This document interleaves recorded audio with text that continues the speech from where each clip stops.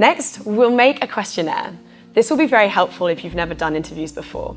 It'll make sure you're asking the most important questions to your interview subjects. So in the template, we'll be writing down the 3 most important questions you'll need to research with your customers. These questions will hopefully elicit the kind of answers we're looking for about the important parts of how your organisation runs.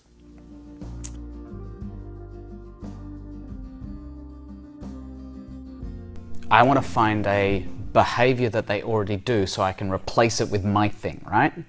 Behaviours, they're so important. It is figuring out what are they currently doing? What are they used to doing that you can help either just continue and replicate or absolutely that you can replace with a much better solution? So it's like if I want to sell a cookbook on an iPad, I want to find people that buy cookbooks, not people that never use cookbooks.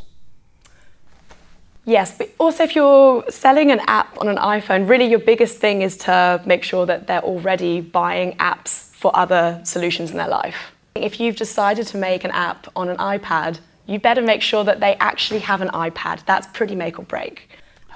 So this is like the thing of when people think about archetypal customers, they'll often go gender, age, location. Right? Yes. And we don't care about that. We care about whether they drink coffee or download apps or exhibit the behaviour we want. Yes, absolutely.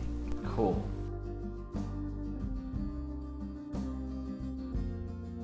Okay, I've got this great idea for an app. The important question might be, how much would you pay for it?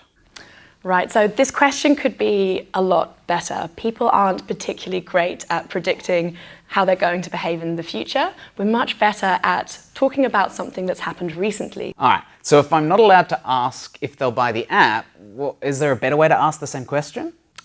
So you could ask them about something that they've bought that's similar in the past. So for example, the app, you could ask, let's actually do this. What was the last app that you bought, Will? The last app that I bought was, let's find out. It was, wow, I just can't even remember. I had to look at it. It was WeChat. And then before that, I bought 2048 because I was bored and I wanted to play a game. Great. What's great about that as well is that I've been able to see the exact phone that you have and see the way that you behave on it, how you scroll through, how your apps aren't ordered. No offense, it's absolutely fine.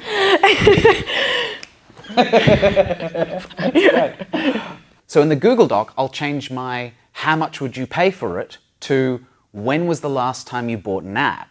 This means I'll be getting information about why people buy apps without asking them to imagine buying whatever I'm selling.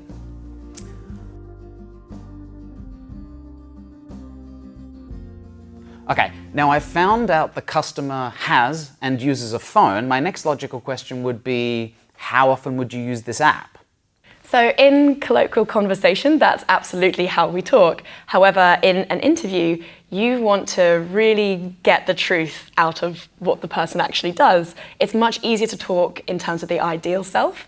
So for example, how often do you go to the gym? You might say, 5 times a week. But if you say, how many times have you gone this week? It might be more like, I went on Monday and then I felt sore and so I had a pizza every other day.